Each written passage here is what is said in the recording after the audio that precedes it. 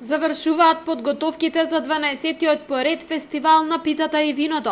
50 угостители годинава имаат намера да бидат дел од питијадата. Истата ќе се одржи на добро познатата локација пред кафулињата на 9, 10 и 11 октомври.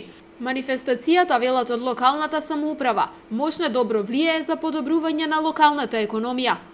Оваа манифестација токму во сегментот на економскиот дел минатата година ги надмина сите очекувања. Ја очекуваме оваа година да се потврди.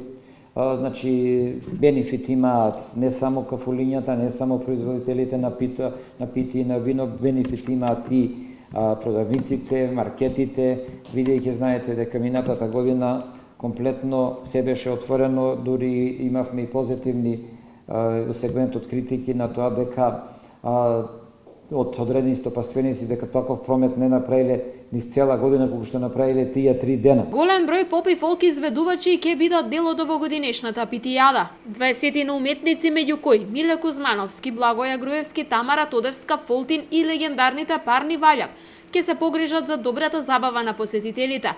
За помладата публика пак организаторот предвидува забава со диџеј на различни локации. Завршувањето на официјалниот дел од манифестацијата на платото пред кафулињата ќе се организира афтерпати, забава со Ненад Ѓоргиев, забава со диџеј, ќе има и кариоке, нели?